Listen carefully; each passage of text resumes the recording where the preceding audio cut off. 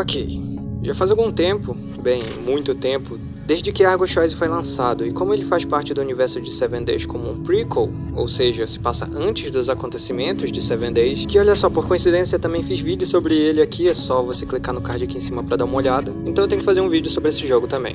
Antes de tudo, eu vou esclarecer um pouco o esquema em que essa história segue. Diferente de Seven Days, que as escolhas importantes se faziam uma vez ao dia durante os 7 dias, nesse segue algo mais parecido com Underworld Office, que aliás também fiz vídeo sobre ele no canal, é só você clicar aqui em cima. Ele segue um esquema de eventos, onde Argo conta suas histórias a Bartender, começando por como conhecer seus companheiros, depois sobre uma missão relacionada a um deles, a missão chamada Ataque à Mula, até finalmente chegar no dia da liquidação. É assim que a linha do tempo segue e as suas escolhas vão mudar aspectos e o final dessa história, ok? Tudo começa com Argo entrando em um bar chamado Styx, onde tem uma bartender que se mostra interessada nele, o chamando de cliente especial. Enquanto ela serve uma bebida, ela oferece um serviço especial onde ela só pede uma moeda em troca. Ela puxa um baralho de cartas de tarô dizendo que usa essas cartas não para interpretar o futuro como normalmente fazem, mas sim seus próprios pensamentos, e gostaria de fazer isso com Argo. Depois dele concordar, ela dá 3 cartas para ele virar. Um detalhe importante de dizer é que se você jogar a partir da segunda vez, ela sempre vai deixar cair uma 4ª carta na mesa. Então vamos dizer que logo no começo eram 4 cartas. Virando a primeira carta é mostrada a carta da força, onde tem uma mulher com um leão. Isso faz ele lembrar de uma mulher que tinha conhecido que era a personificação dessa carta, e a bartender pede para ele contar mais sobre ela. Argo conta que um dia ele foi a um prédio muito luxuoso com cassinos e salões de festa. Ele foi falar com seu dono chamado Delshi. O chefe de Argo, a Rabi, tinha negócios com o dono, então Argo foi como um representante para fazer negociações com o Delshi, que estava acompanhado de sua secretária. Porém, Argo notou que Delshi não parecia saber sobre do que a conversa se tratava e depois de algumas insinuações, a secretária começou a falar sobre detalhes que Delshi parecia não saber, tendo uma voz mais ativa do que a do próprio dono. Argo continuou com as provocações, dizendo que ela seria uma dona muito melhor que Delshi. Ele sai da sala furioso e Argo dá seu cartão para a secretária. 2 horas depois, ainda dentro do prédio, o chefe de Argo, a Rabi, liga para ele perguntando sobre a reunião e logo depois desliga. E um número desconhecido liga para ele, porém ele ignora. E a secretária aparece do lado dele, se apresentando como Áurea, a verdadeira dona do local. Ela diz que usa esse disfarce por causa dos olhares da sociedade e por comodidade também, pois caso algum problema aconteça, apenas o dono farsante é afetado. Ela dá um cartão preto a Argo que abre todas as portas do prédio, dizendo que queria ganhar a confiança dele para uma coisa que iria contar depois. Argo diz a bartender que se ele usar aquele cartão, só vai dar motivo para Áurea usar ele.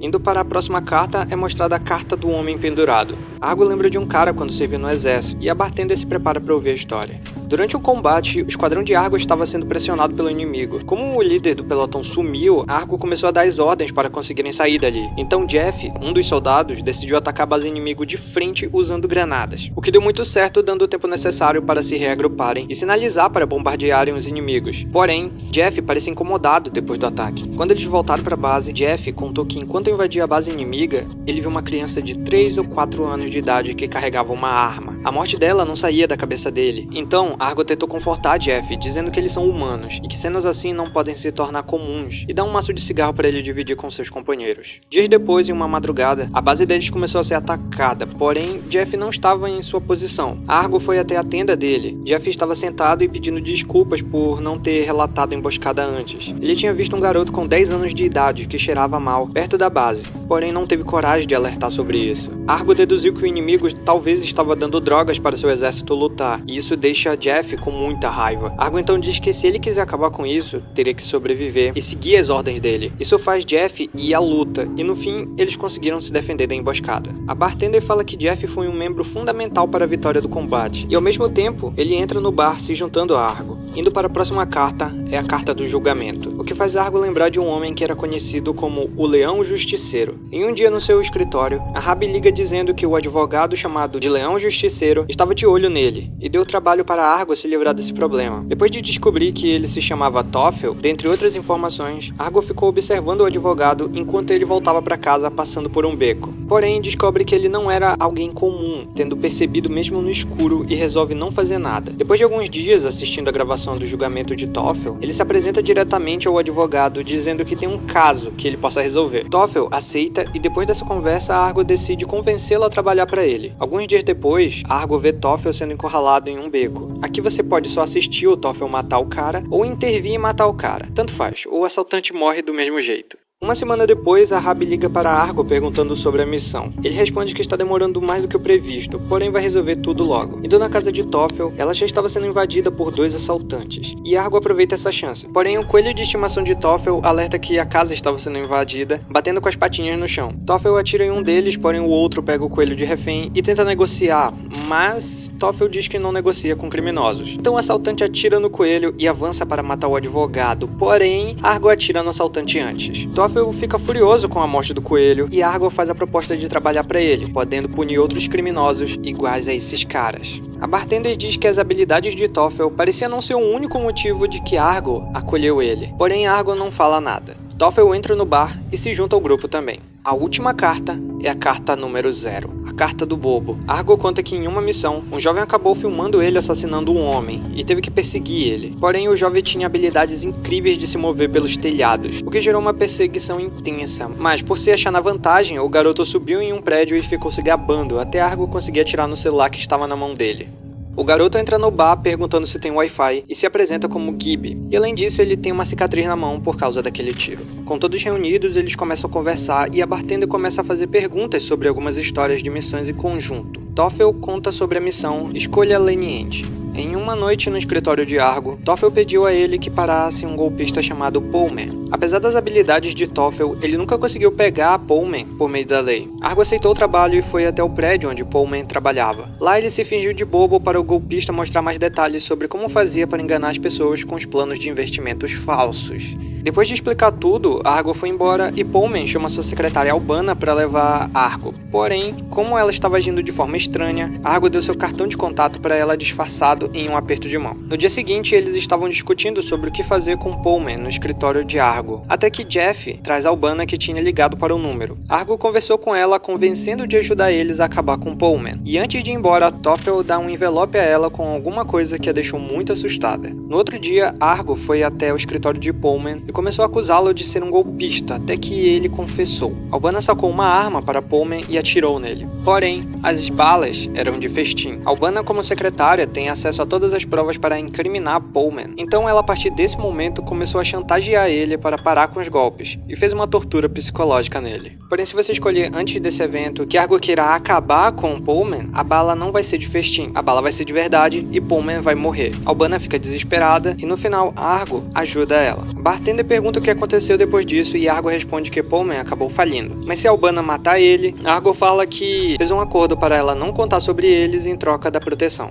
Gibby então resolve contar sobre uma história de quando era imaturo na missão 8 Mines. No bairro de Gibby havia uma gangue chamada de 8 Mines que dominava um parquinho local. Então ele contratou serviços de Argo para dar um jeito nisso. Aqui você tem 3 opções: fazer o trabalho com Argo, Jeff ou Toffel. Se a missão for feita com Argo, independente das escolhas depois disso, ele acaba matando todos e dá o trabalho para Gibby limpar a bagunça, para refletir sobre o tipo de trabalho que eles fazem. Com Jeff, ele chama alguns amigos do exército e intimida o grupo, os obrigando a arrumar o parquinho que eles mesmos tinham vandalizado. No fim do dia, todos ficam conversando enquanto tomam cerveja. E com Toffel é até engraçado, porque ele basicamente arma uma situação e denuncia o grupo para a polícia.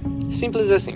A bartender reage um pouco diferente dependendo de quem fizer o trabalho, mas no fim ela pergunta do porquê Argo recrutou Jeff do exército e ele mesmo responde que nunca se sabe quando uma guerra pode acontecer. Então Argo conta sobre a missão Noite Maluca. Eles tinham a missão de acabar com uma facção que fazia tráficos de drogas, em um lugar onde todos estavam reunidos festejando com música alta. Quando invadiram, foi uma intensa troca de tiros que transformou a festa em um caos generalizado, e eles basicamente massacraram todos os membros, até chegarem no líder, que se chamava Capo, e mataram ele, assim acabando com a circulação de drogas naquela região. A bartender fala um pouco sobre essa missão e logo depois pergunta se Argo já fez um trabalho sujo do qual não se orgulha. Ele então conta sobre a missão Ataque à Mula. Essa missão aparentemente só está disponível caso você não mate o Capo na missão anterior. No escritório de Argo, a Rabi falava pelo telefone para Argo recuperar uma bolsa importante antes que caísse nas mãos de outra gangue. Argo pediu mais informações, descobrindo assim que o entregador se chamava Holly. Investigando um pouco a vida dele, Argo e sua equipe decidiram seguir o homem no dia da entrega. Depois de uma semana, Holly foi até uma garagem e eles ficaram observando de longe. Aqui você tem 2 opções: emboscar a garagem ou o caminhão quando Holly sair da garagem. Independente da escolha, Holly é pego no fim se você fizer pequenas escolhas certas durante a emboscada. Depois dessa parte você tem muitas escolhas, podendo matá-lo agora ou depois de fazer perguntas. O máximo de informação que você consegue dele é de que ele fazia essas entregas há bastante tempo. O grupo pegou a maleta e devolveu a Rabi, que deu uma grande recompensa ao Argo. Porém, se você escolher abrir a maleta, você descobre que havia drogas dentro dela, fazendo com que Argo não confie tanto em Rabi e ele não ganhe recompensa nenhuma.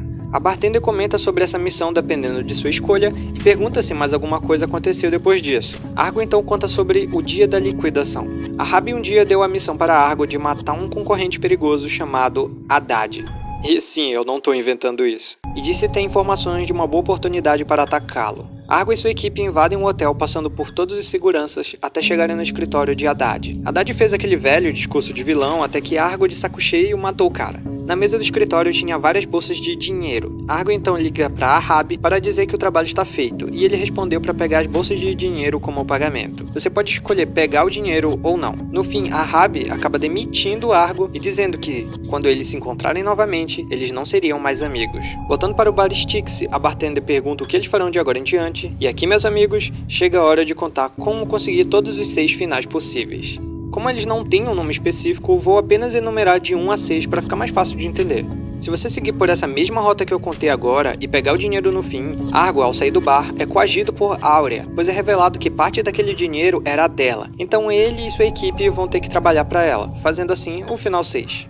No final 2, você pode fazer a mesma coisa e não pegar o dinheiro no final. Ou usar o cartão preto que a Áurea deu ao Argo para ir até o escritório de Haddad direto. Lá, Áurea aparece dizendo que trouxe o que Argo pediu. E só para deixar claro, para quem não entendeu, ele não tinha pedido nada. E dentro da mala que ela trouxe tinha uma arma que Argo usa para matar Haddad. Fazendo isso, você obrigatoriamente não pega o dinheiro também. Então, no fim do jogo, quando Argo e sua equipe saem do bar, eles passam por Áurea e seguem seu caminho. Ela entra no bar e a bartender começa a puxar conversa, terminando assim o jogo. No final 5, Argo não pode conhecer Áurea. Para isso, quando Argo estiver falando com Delsh, você tem que escolher as respostas acreditando que ele é o verdadeiro dono. Assim, quando a reunião acabar, Argo recebe uma carta anônima, dizendo ser uma pena que eles não puderam se conhecer. E no final do jogo, você tem que pegar a bolsa de dinheiro. Assim, Argo se torna autossuficiente, não precisando mais depender de Rabi e, de certa forma, vira o escravo do dinheiro.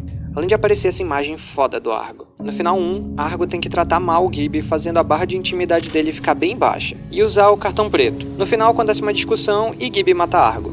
No final 3, Argo não conhece Áurea e não pega o dinheiro. Acontece algo engraçado, porque nesse final ele muda levemente dependendo de quantos parceiros você tem. E sim, você pode matá-los lá na história sobre eles. Se você mandar Jeff ficar na tenda, ele vai lutar mais tarde mesmo assim. E como ele estava chocado por ter crianças no exército inimigo, ele acaba sendo morto em combate. Para matar Toffel, ao invés de atirar no assaltante que matou o coelho dele, Argo pode matar Toffel e depois o assaltante, fazendo com que pareça que ele morreu em um tiroteio contra os bandidos. E para matar Gibby, é só atirar na cabeça dele ao invés do celular. Além do que responder para bartender sobre o que você vai fazer a partir de agora da vida. As mudanças são sutis nas sombras de quando eles saem do bar e também na posição das sombras. Não peguei todos para mostrar, mas é isso. Acontece leves mudanças de diálogo se você responder algumas coisas diferentes que não alteram a história. Mas eles dão detalhes a mais sobre alguns eventos, como por exemplo saber que o Jeff estava usando um colete antes de uma missão que ele leva um tiro. Ou pedir para Toffel analisar quantas pessoas tem na garagem ou nos carros. São pequenas curiosidades assim. Há também as decisões erradas que fazem o Argo morrer onde não devia, então você volta à cena para escolher a opção certa. Essas informações que eu dei sobre os finais não são absolutas. Pode ser um pouco diferente para você que está tentando conseguir todos os finais. Aliás, eu zerei esse jogo várias vezes e não consegui fazer o final 2. Tive que achar na internet. Então encare isso como uma dica de como consegui-los. Ok. Depois de toda essa explicação confusa sobre os finais que nem estão em ordem, eu sei, eu não esqueci do último final. Só que ele apenas merece um vídeo solo, já que esse final é o final verdadeiro. Nos vemos no próximo vídeo.